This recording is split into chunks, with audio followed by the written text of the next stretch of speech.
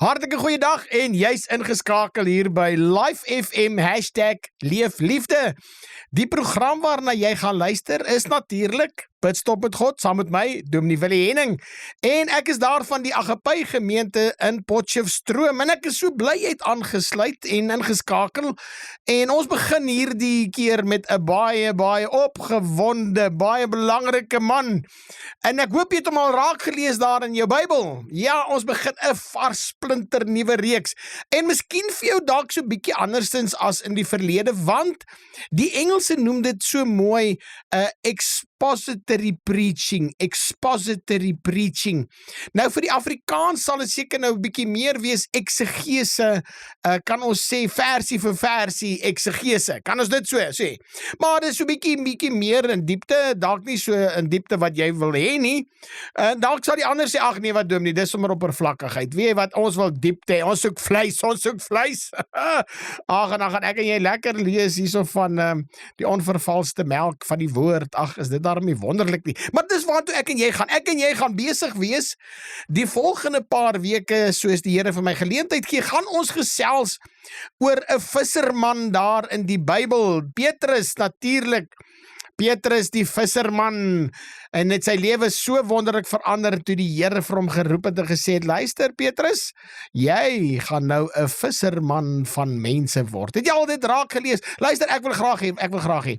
As jy die Bybel het, gaan kry hom, ons gaan 'n bietjie tyd verwyl daar in 1 Petrus 1. 1 Petrus 1, en ek weet, ek en jy moet vir mekaar sê, sommer in die begin, Here, is dit moontlik dat 'n visserman, nou luister, ek wil niemand onderskat nie, hoor my baie mooi, daar is baie intelligente mense, maar ek sê nou vir jou, as 'n reël wil ons vir mekaar sê, ag shame, seker daai een wat 'n visserman is, hy kon nou nie ander werk kry nie, en hy is ook nie opleiding nie, en hy het ook nie geskool nie, en miskien is dit die gedagte, miskien is dit waar, maar ek wil jou sê, daar is super duper baie intelligente mense, en dan moet ons vir mekaar gaan sê, is intelligensie die barometer van my geestelikheid, en as ek met Petrus te doen het, dan moet ek jou nou sê, Here, ek is so dankbaar, u kon hierdie man in sy hart gryp, want as ek dit lees, dan besef ek, Petrus het soveel dinge van homself toegepas, terwyl hy geskryf het, maar die ongelooflike, kan ek sê, geïnspireerde woord van God deur die Heilige Gees, ek en jy moet laag buig en sê, Here, hoe is dit moontlik dat die 'n visserman so kon verander het? En miskien sit jy daar, jy sit in 'n krisis, in 'n probleem, en jy sit miskien met 'n agterstand, of miskien dink jy, daar waar jy werk, en ag, waar jy leef, en mense kyk neer op jou, en mense sien jou nie, en ag, jou status in die samelewing beteken nie veel nie, en kan die Here my ooit gebruik? Dan wil ek sommer nou vir jou sê, skep moed, want ek moet jou sê, as ek lees na Petrus, en dan sê ek, Here, 'n man wat oorgegee is aan u, en hy sit hier die ongelooflike geloofsbeginsels neer, en hy skep vir ons 'n fondament, dan van 'n teologiese, en natuurlik, as ons nou sê, van Christus, wie's Christus, dan slaan ek my hande saam en sê, Here, wie is ek? Wie dink jy is jy, ou Willempiekie? Jy is eintlik niks nie. Wie vriende, ek het nou tyd spandeer, en ek weet nie hoe moes dit gewees het, toe daar die eerste groep mense dit gehoor het nie. Ek wonder of kon hulle eintlik verstaan het wat Petrus vertel het, want ons moet vir mekaar so 'n bietjie agtergrond gee aangaande die skrywe. En as jy daar in 1 Petrus 1 kom, dan besef jy eintlik net, vir wie het hy geskryf, en wie was hierdie man? En wat was die doel? En dan moet ek jou sê, hy skryf eintlik nie vir 'n spesifieke gemeente nie, hy skryf vir 'n gemeente wat eintlik verstrooid is, en wat eintlik verdwaald geraak het, daar in die hedendaagse Turkye.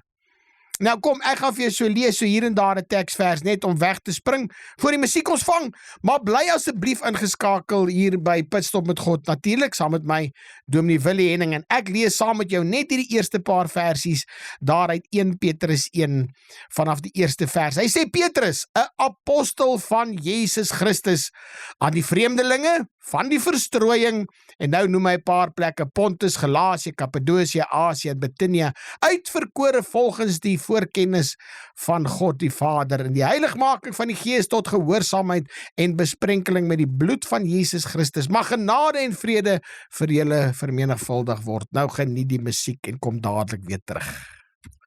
Het jy gehoor wat Petrus gesê het? Dit was maar net sy openingsrede.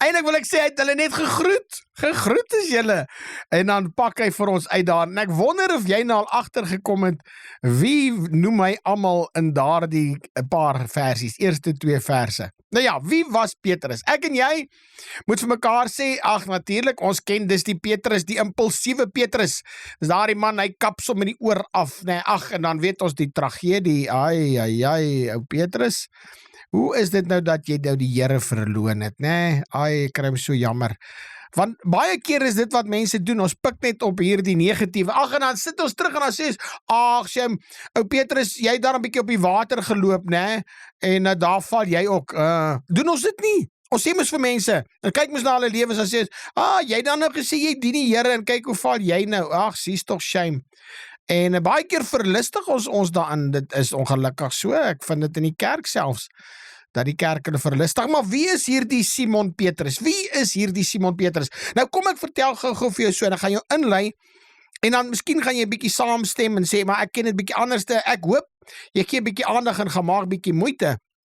Nou Simon se naam is toe nou later aan Petrus, en daarom die naamsverandering, en later gaan jy uitvind in hierdie reeks, waarvoor is die naamsverandering, want dit gaan gepaard oor die aanneming. Nou ja, Simon beteken die een wat luister. Hoor jy? Nou ek hoop daar is ergens 'n Simon op hierdie radiostasie wat inluister en sê, of die program sal luister en sê, my naam is Simon, en Simon beteken die een wat luister of die een wat hoor. En toe verander sy naam ook Petrus, né? So ons noem hom Simon Petrus, maar Petrus is natuurlik genoem die ou klein klippie, die Engels sê so mooi, the pebble, 'n klein pebble, 'n klein klippie. En ongelukkig dink baie mense maar hulle bou nou op hierdie rots, wat Petrus is, en dis nou nie Petrus, is nou nie die rots, die rots is natuurlik Jesus Christus. Maar hierdie visserman is daar van Galilea af, hy is 'n disipel, hy is 'n ooggetuie van die verheerliking, wonderlik om te gesien het die verheerliking daar op die berg. Die een wat Christus ongelukkig verloon het, dit is ook so, voor die haan kraai, sal jy my 3 keer verloon. Daar in Johannes vind ons dit, maar dan ook daar die ongelooflike herstel. Die ongelooflike dramatiese verandering in Petrus se lewe, toe die Here vir hom 3 keer vra, maar Petrus, het jy my lief? Eenvoudige visserman, uit 'n ou klein dorpie, langs die see van Galilea, 'n visserman uit Bethsaida.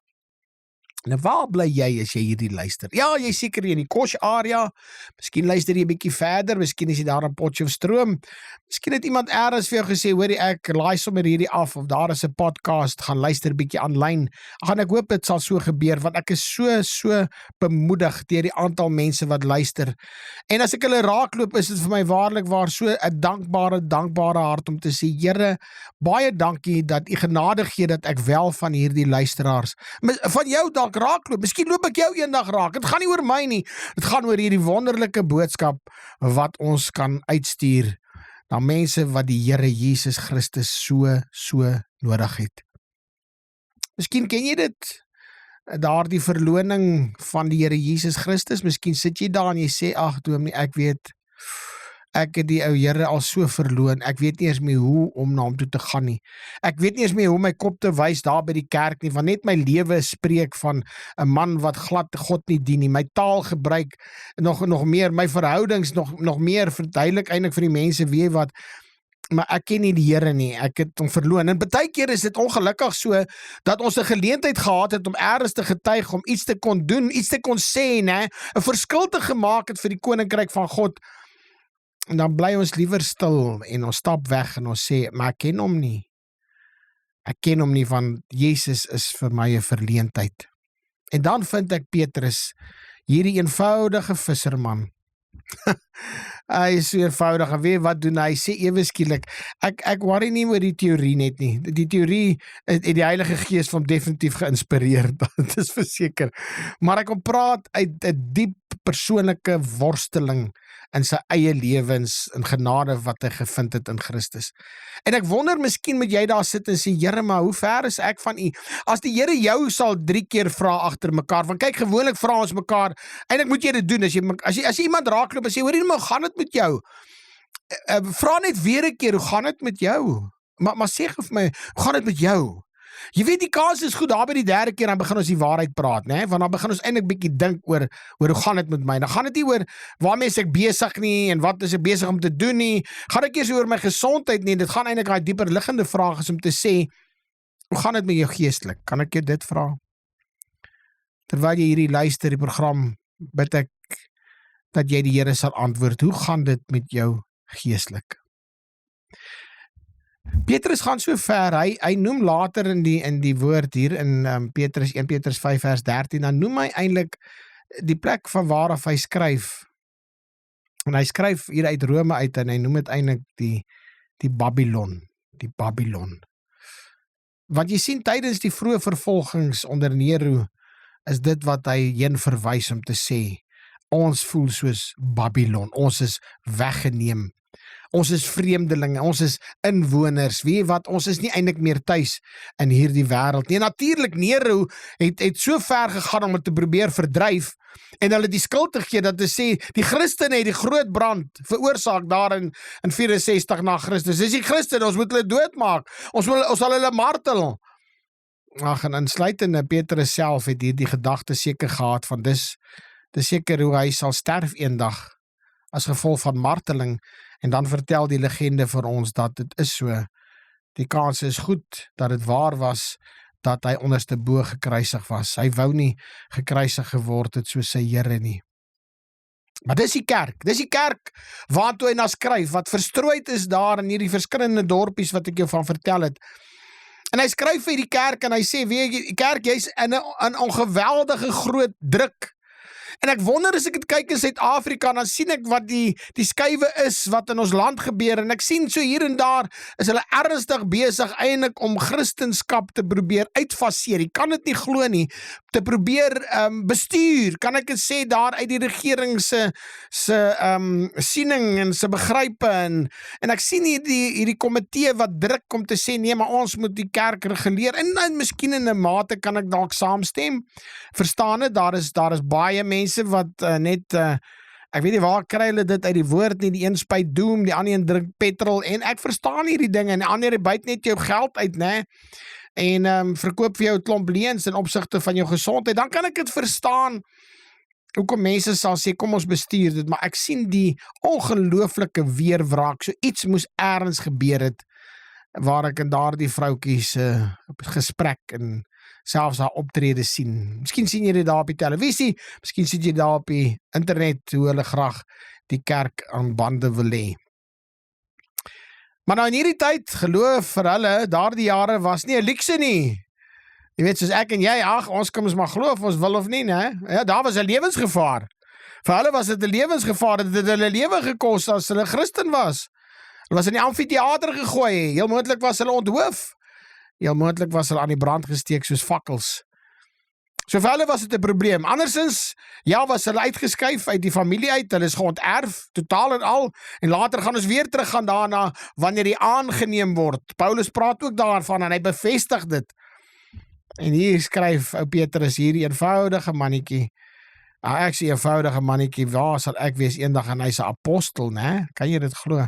Skryf vir daar die klomp mensies daar, in die verstrooiing. En as jy bietjie gaan lees, ag, en ek wil jou tyd maak met jou so 'n bietjie hier in die begin, dat jy net bietjie kan invat, waar is hulle? Pontus is daar in die see, maar is 'n rowwe terrein, met 'n diverse volk.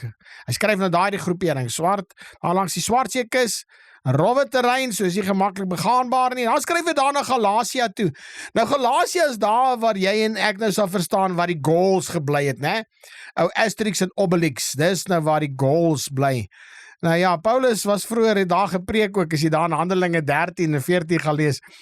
En dit was 'n sentrum van die Joodse en die heidense vermenging was daar by Galatia. Natuurlik het hulle nie ingegee vir die Romeinse rykie. Dan vind jy Kappadosia, is daar 'n provinsie, en Kappadosia se naam beteken good horses. Ja, ek weet jy hoor reg, good horses, goeie perde. Want as jy terugkom, dan gaan ek vir jou vertel hoekom. Nou luister die musiek, ons gesels verder hier by Pitstop met God, saam met my, Dominee Willie Henning. Baie welkom terug, ek is so bly jy het ingeskakel gebly. Ja, Kappadosia, ons het gesê Kappadosia, die brief wat Petrus skryf daar ook aan hierdie verstrooi, dis hierdie vreemdelinge daar in Kappadosia, en Kappadosia beteken die provinsie van goeie perde, né? Wonderlike naam vir 'n betekenis vir 'n dorp, maar as jy verstaan hoekom, hoor nou hierso, want hulle het gebly die vulkaniese landskappe en grotwonings. Ja, gedink aan. Daar waar die vulkane uitgespoeg het, daar het hulle gebly, en dan grotbewonings. Jy weet, dan kan die mense nou regtig verstaan, is nou nie vir die tiener wat jy daar in die kamer van die gang afskree, jy moet nou uit jou grot uitkom nie, hierdie is nou letterlik waar die mense in grotte bly. Ja, gedink daaraan, vulkaniese landskap, het jy gedink hoe moeilik is dit om daar rond te beweeg, en wat leef daar? Ja, gedink daaraan. Daarom bly hulle nie in die groot stede nie, want dis waar die vervolging die ergste was. Hulle het uitgewyk, die Christen, as gevolg van vervolging, maar ook om die evangelie te verkondig. Nou daar die Asië, vind jy ook waar hy geskryf het, insluitende Efesië, kry Efesiërs ook daar, was die ekonomiese hub, wat sê is economical hub, daar waar die besighede gebeur het, dis daar, as jy daar wou besigheid doen, moes jy daar gewees het. Natuurlik, ons weet van Efese, daar waar die afgod aanbid was, en hierdie klompie vind hulle tussen hierdie kulture, ja, met die aanbidding van afgode, en dan klomp ander probleempies, ek gaan nou met jou gesels ook daaroor. En dan Bithynia beteken a violent rushing, wat sal hy nou wees? Violent, geweld, storm van geweld. Dis die provinsie van die Romeinse invloed die sterkste was. En daarom het hulle nie eintlik daar gebly, daar in die middel nie. Die Christene het probeer vlug. Dan kyk ons na die woordjie, as jy nou begin daar met die expository preaching, hier is nou waar ek en jy moet gesels en sê, asseblief, kry 'n pen, kry 'n potlood, sit dit daar op jou selfoon, as jy 'n WhatsApp kan tik, jy weet mens jy stuur 'n WhatsApp vir jouself, of jy maak so ietsie to you, ek dink op WhatsApp kan jy, maar daar tik ek baie keer 'n gedagte of 'n idee, en terwyl ek gery het na die ateljee toe, het ek het klaar gekry, nog 'n gedagte wat ek wil gaan opsoek, en toe ek gestop het, toe tik ek sommer gou daar in WhatsApp. So miskien kan jy notas neem ook, so of jy kan net weer gaan luister, né? www.livefm.co.za, dan gaan jy daar na die menu toe, en jy kyk by die menu, en jy sê daar podcasts, en dan sien jy content on demand, en dan gaan jy my vlaggie sien, en die wielietjie wat sê, want ons sê vir mekaar, is Pitstop met God, daar waar die tekkie die teer tref, daar moet ek en jy Jesus Christus uitleef, en daar gaan jy sekerlik van hierdie programme weer na kan luister. Maar die woordjie verstrooiing beteken diasporas. Jy en ek ken dit, mos nou die Grieks nou, né?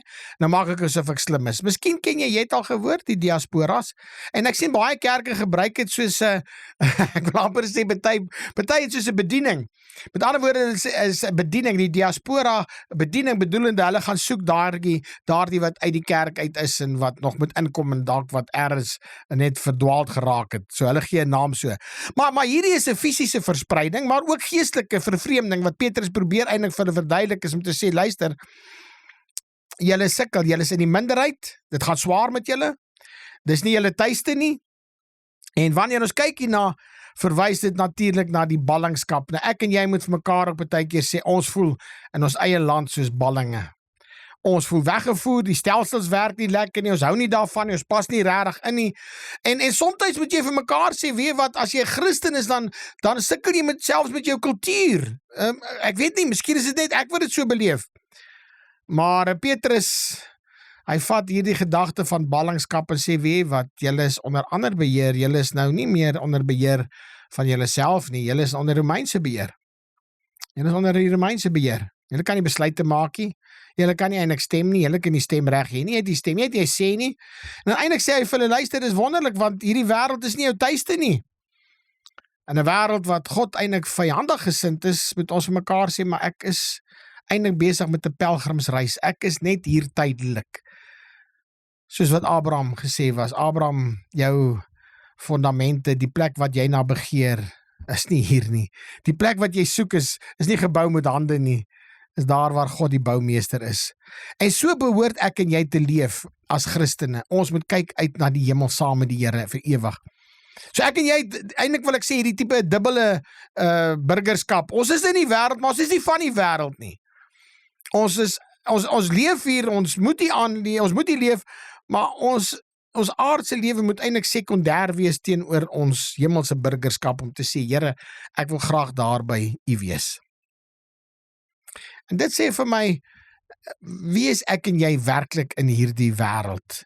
En ek wonder somtyds, as ek dink aan ou Petrus, dan moet ek sê, ja, shame, Petrus, Simon, ja, die iemand hoor, gelukkig het hy gehoor, net toe die Here hom roep, loof die Here daarvoor. Maar Petrus kom nou en hy gee hom 'n titel. Hoor wat sê hy daai titel? Hy sê, Petrus, 'n apostel van Jesus Christus. Nou daai apostel is die woordjie in die Grieks is apostolos. Apostolos. Dit klink altyd vir my soos 'n geweer. Ek weet nie hoe dit klink as 'n pistool nie, né? Klink vir my so. Apostolos. Maar eintlik wat dit beteken is to be a delegate of 'n ambassadeur of 'n afgevaardigde. Maar veel meer is dit.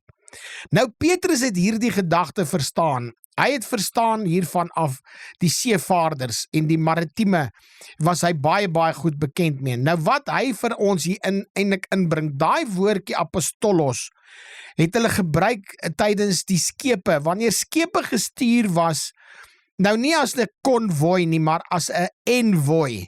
Is nog nou nie NV nie, né? Is nou 'n envoy soos 'n konvoi. Dan daai skepe wat gestuur was, het gewoonlik 'n opdrag gehad. Hulle het papiere gehad om te gaan. En dan op daardie skepe was daar gewoonlik water, vars water, en daar was gewoonlik kos wat hulle nodig gehad, en heel moontlik medisyne. En ook dalk wapens. Mens moet maar inkleer in die gedagtes, wat sou hy daarin gesien het? Dis nie 'n plesiervaart nie, nee. So as Petrus kom trek daai woordjie, die apostel, die apostolos, trek hy nader en hy sê, jy's eintlik 'n afgevaardige gestuur, jy's soos 'n skip wat gestuur is. Dis eintlik jy's soos 'n boot, jy gaan jy roep. En op hierdie boot het jy papiere om te gaan, want jy word gestuur deur die koning, en die koning sê vir jou, gaan doen dit, en op hierdie is daar water, vars water, en daar is kos, en ek dink ag Here, hoe is dit moontlik? Petrus, hoe kon jy dit ingesien het? Hoe het jy dit verstaan as 'n mens, as die Here nie vir jou ingebring het en gesê het, luister, ingegee het, luister, ek stuur vir jou die lewende water, Christus. Ek gee vir jou die lewende brood, en jy is 'n envoy. Jy is 'n skippie, jy's 'n disipel, maar jy's 'n skippie om hierdie pragtige verlossingswerk te gaan verkondig. Daarom kan ek verstaan as hy kom en hy sê, maar hy's 'n apostel, hy moet hierdie verlossingswerk van wie's Jesus Christus, hy's die brood, hy's die lewe, hy's die weg, hy's die waarheid. Luister, jy word uitgestuur om te gaan. Dis nie net om daar te gaan as 'n ambassadeur en 'n delegate en om 'n titel te dra nie, glad nie.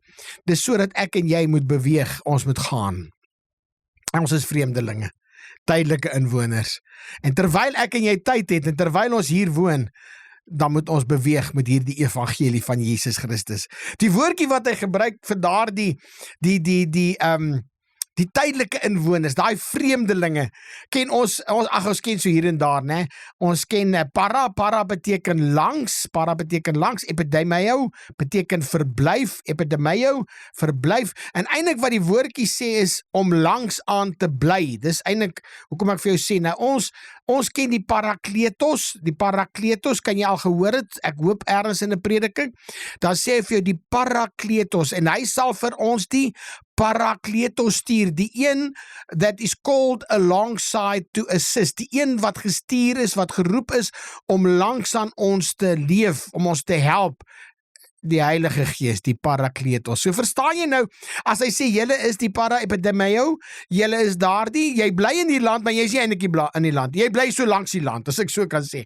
Jy is 'n landsburger, maar jy bly langs die landsburger. Nou ek en jy, ons het stemreg, ons kan beweeg in ons land, ons het redelike vryheid en redelike regte, maar jou en my eintlike visie, verwagting, ons eintlike lewe is in Christus in hemelse plekke. Is dit nie wonderlik nie? Nou luister, die tyd vang my. Ag, ek weet, ek gaan so stuk vir stuk en stadig aan, maar ek wil graag die fundament reg lê, want ons gaan lekker goeie tyd geniet en ons gaan leer van wie is Petrus die visserman se storie. Ek groet vir my Dominee Willie Henning van die Agape Gemeente in Potchefstroom. Tot volgende keer. Blessings.